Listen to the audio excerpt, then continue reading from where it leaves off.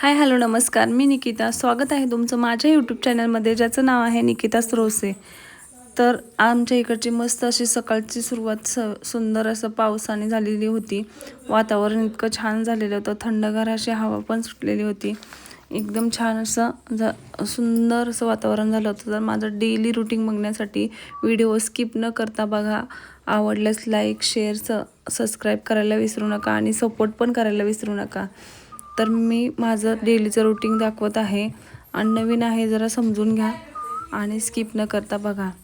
तर इथं मी माझे सर्व सकाळचे कामे आवरून झाले होते. माझ्या मुलीला डबा बिबा देऊन झाला होता, पण आता नंतर आमच्यासाठी जेवण बनवायचं होतं.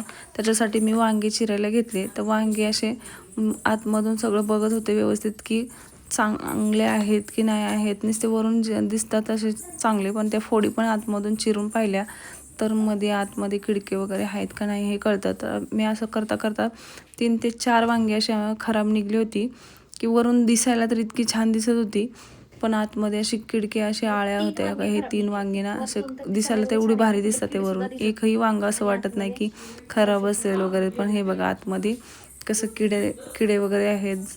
एकदम असं एकदम बुडाला ह्याच्या, तर ते वरतून तर इतकं सुंदर दिसत होतं की वाटलंच नाही की ह्याच्यामध्ये काय घाण निघल किंवा किडे निघल. त्यामुळे वांगे वगैरे चिरून झाले होते. ते वाटण करण्यासाठी मी शेंगदाणे भाजायला ठेवले होते. शेंगदाणे, कोथिंबीर, खोबरं वगैरे, लसूण हे वाटण घ्यायचं आहे. तर त्याच्यासाठी वाटण मी मस्त असं हिरव्या मिरच्या घेतल्या त्या 4 ते 5. तुम्हाला तुमच्या आवडीनुसार घ्यायच्या आहेत, तिखट जसं लागेल तसं. तर ह्याच्यामध्ये हिरवी मिरची पण भाजून घ्यायची आहे. तोपर्यंत हिरवी मिरची भाजते तोपर्यंत म्हटलं आपलं टमॅटो वगैरे चिरून घ्यावा फोडणीला टाकण्यासाठी. मग आता वाटणासाठी मी कोथिंबीर, खोबरं, हिरवी मिरची, लसूण आणि थोडंसं मीठ टाकून हे वाटण वाटून घेणार आहे. असं थोडंसं जाडसर वाटण वाटायचं, जास्त बारीक पेस्ट करायची नाही. त्याच्यामध्ये मीठ थोडंसं टाकून, कारण बारीक पेस्ट केली की जसं ते पिठासारखं दिसतं, त्यापेक्षा थोडंसं जाडसर करायचं आणि चवीला पण छान लागतं. तोपर्यंत मी तेल टाकलं कढईमध्ये. तेल गरम झाले की त्याच्यामध्ये थोडीशी मोहरी टाकली, नंतर जिरे टाकले. जिरे आणि मोहरी चांगली तडतडली की त्याच्यामध्ये आपलं टमॅटो टाकून घ्यायचा.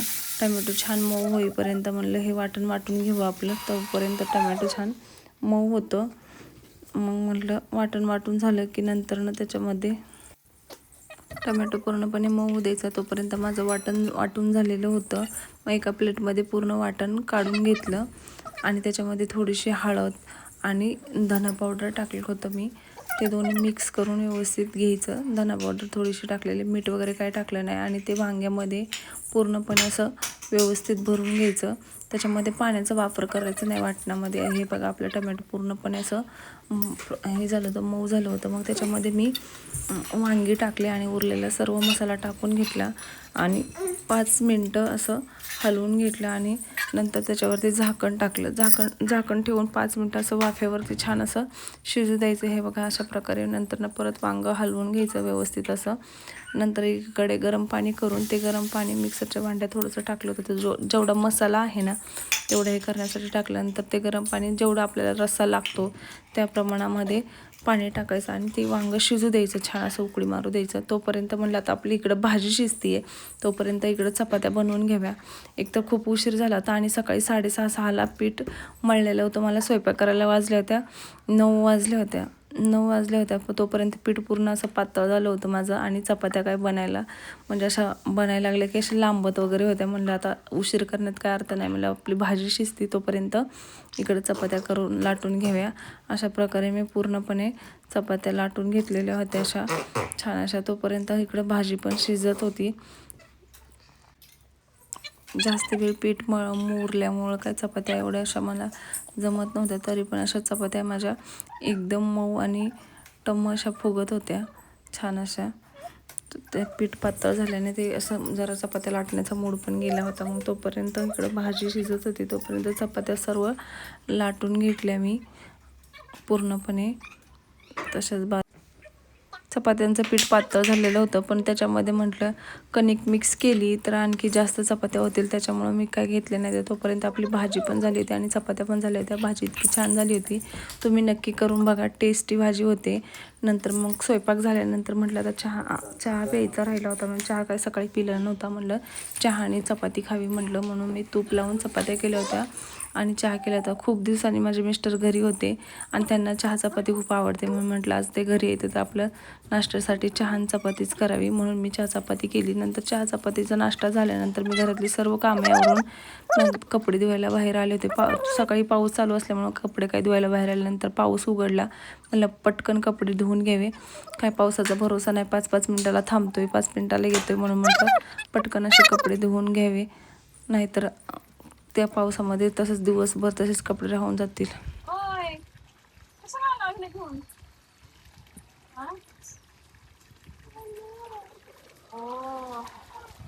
कशाला आली? पाणी चालू आहे. बघू सर्दी झाली ग, नको येऊ तू, सारखं भिजायला लागली बरं का. चालू मला येतं काम करायला, राहू दे. नको पाणी, नको म्हटलंय पाणी. पाणी पाणी पाणी आहे ग.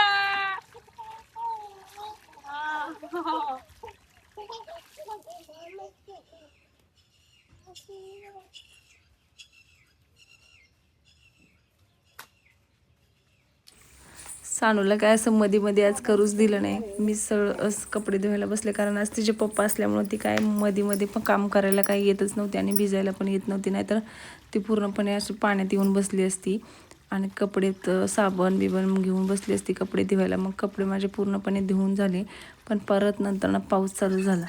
मग म्हटलं कपडे वाळवायचं, तर मी इथं माझ्या आणि माझ्या आईचं घर शेजारीचे आहे, त्या दोघीच्या घराच्या मध्ये बोळा आहे, त्या बोळामध्ये कपडे वाळू घालते. नंतर कपडे वाळू घालून झाल्यानंतर आम्ही जेवायला बसलो. तुला पण द्यायचं वांग?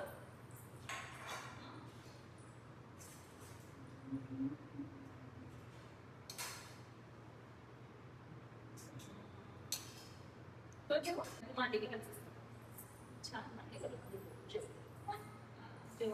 चिकन मांडी घातली.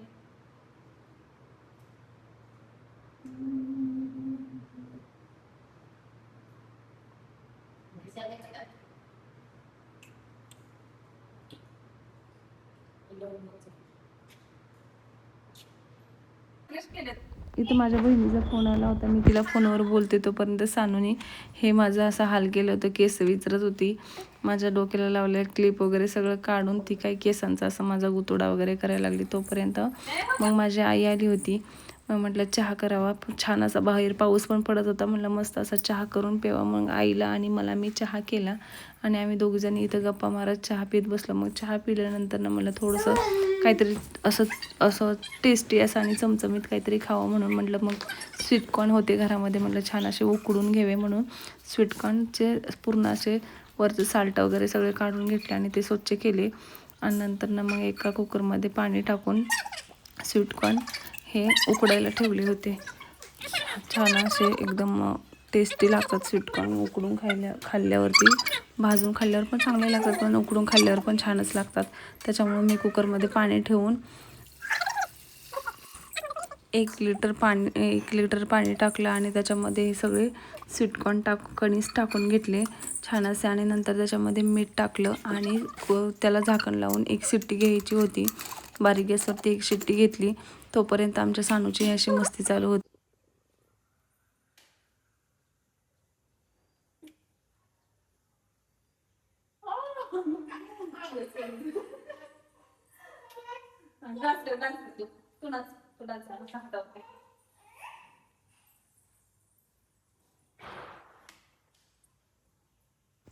बटन चालू करू दे, बंद करू दे, हे असं तिचं चालू असतं सारखं, ते बटनाशी खेळ असतो चालू.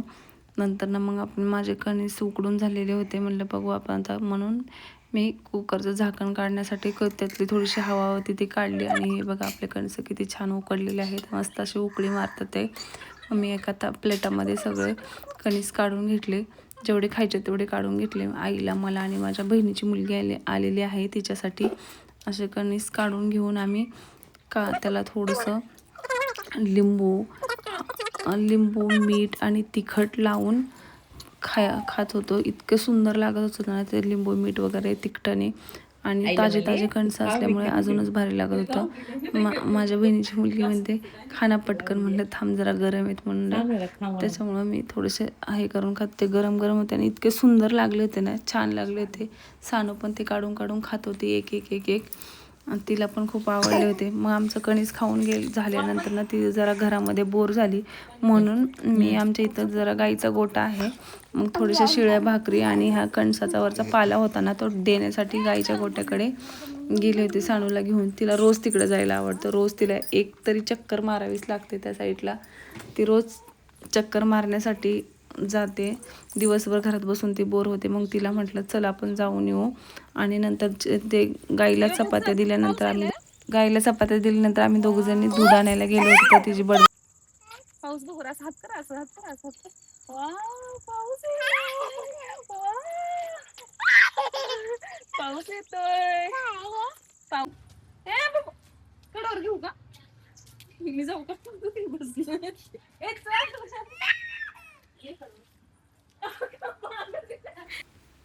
ती घरी यायला तयारच नव्हती. पण आजच्या व्हिडिओमध्ये एवढंच आहे. व्हिडिओ आवडला असेल तर लाईक करा, शेअर करा, आणि व्हिडिओ कसा आहे कमेंटमध्ये सांगा, आणि प्लीज सबस्क्राईब नक्की करा.